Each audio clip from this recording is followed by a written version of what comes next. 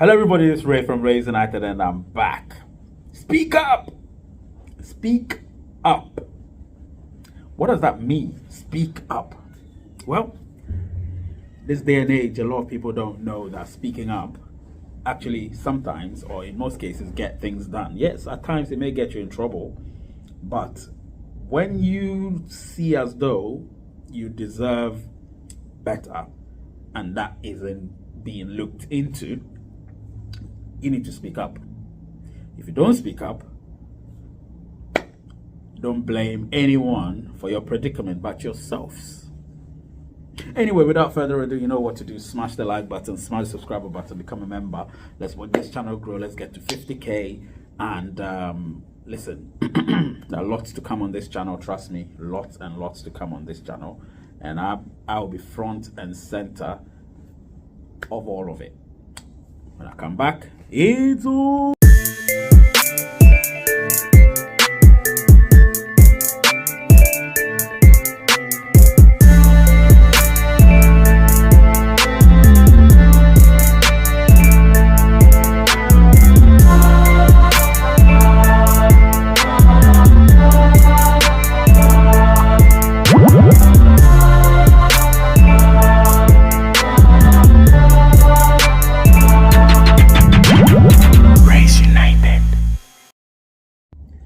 Alright, I'm back. This is Ray from Ray's United. You can see lately I do a lot of my videos from work because, listen, I don't have time.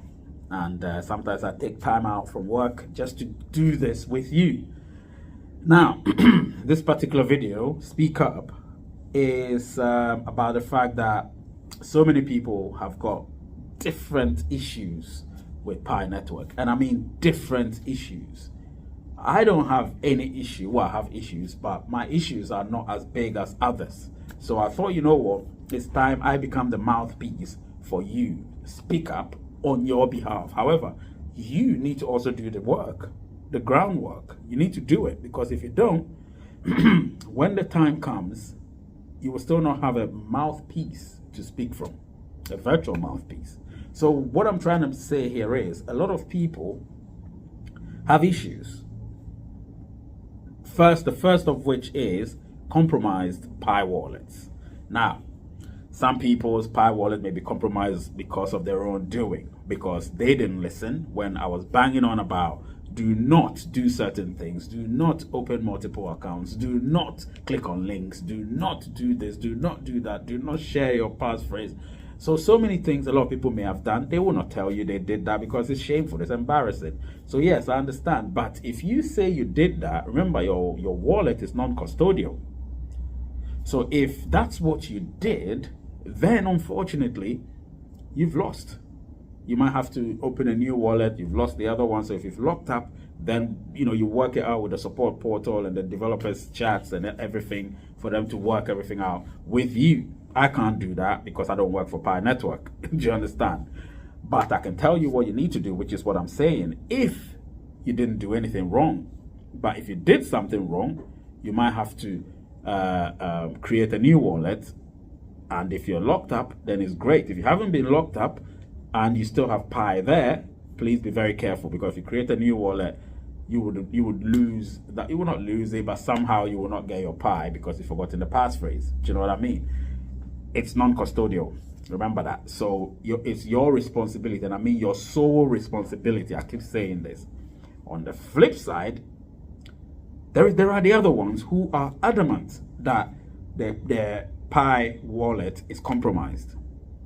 Now that, I don't know how it happened, considering that you need your passphrase or your biometric capabilities in order to get into your Pi wallet. So how that happened, I have no idea, but it could be same swap because they clicked on a link without knowing. Because trust me, some of these links, because of communication and chatter, can seem legitimate, but when you dig deeply, you realize it ain't what it appears to be.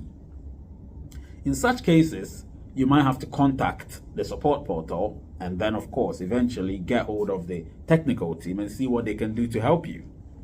Do you understand what I'm saying? So that is one thing you need to do. Speak up, because if you don't speak up, nobody knows your problems. Do you know what I'm saying? That's the first speak up I wanted to talk about. The second one is the KYC solution, where some people have every sort of checklist they need and they're eligible for KYC, but they haven't yet even got an invitation. Some people have got their KYC, it's still under review. Some people were KYC fully and then it went back to tentative KYC, therefore they couldn't be validators, and so on and so forth. I've had that, but it was very brief. I did what I had to do, and I went back to being fully KYC. So if you go to tentative KYC, there are ways that you could do to get it back, some of which are just to update your email or password or something. You understand what I'm saying? If you do that, obviously you'll have to use your phone number and so on, and all the links, the other connectable links, phone numbers. So like you got the Israel, you got Turkey, you got Belgium, you've got Switzerland, you got USA, you got United Kingdom, and so those numbers, use one of them. If it doesn't go through, use the other one until you've exhausted all of them. That's one way of getting out of tentative KYC to being fully KYC'd. So there is that. You speak up. If you don't speak up, nobody knows. When I say speak up, don't go typing insults or abuse and stuff. Nobody's going to look into your case. Be very civil, be very formal, and be very upfront with what you're saying. And so help can come. So there is that problem, of course. And I hope that that is solved for you, because I would want, if say you're my referral, I would want you to be fully KYC'd and migrated. Therefore, I also get my referral bonus and so on. Do you know what I mean? So yes, I want everybody to be KYC'd and migrated. Is very important. So yeah, once that's done, everybody's happy. I'm happy. I receive my my referral bonus and obviously security circle as well and so on. There is that. So that's the second one. The third one is migration, which you don't have any control over. I don't have any control over. It's up to whatever system that is in place for you to be KYC'd, to be migrated. However, it's always good to say, I did such and such and such and such, and I haven't been migrated. Now, there are some people who get migrated and suddenly it goes back to zero and it gets back into their Pi app, and they're like, how did that happen? I think it's a safety mechanism to safeguard your wallet, because your wallet might seem compromised, so they might have to move it back and then try and work out what to do to alleviate what the problem really is. Do you know what I mean? So there are algorithms which I believe the core team are working on in order to do that. There's also another thing that I believe is in the pipeline based on what I have heard reliably, which is the core team is going to ensure that you will be able to, somehow change your wallet, your wallet's passphrase dynamically, so it would, or progressively, so it wouldn't affect your Pi, but it would affect the fact that whoever is trying to scam you or whoever is trying to infiltrate your Pi wallet will not have the chance to do that if the passphrase is changed. They will be trialing that to see, so I've heard. So if that happens, then hey, we'll all be laughing our way, and we'll be happy and knowing that those scammers would have been found out and would have been dealt with. Listen, speak up. Do not stay silent, because it's not going to help you. If you don't speak up, nothing is going to help you. Speak up. Speak up. All right? I'm doing a Trump. Speak up. Speak up. Okay? Yes.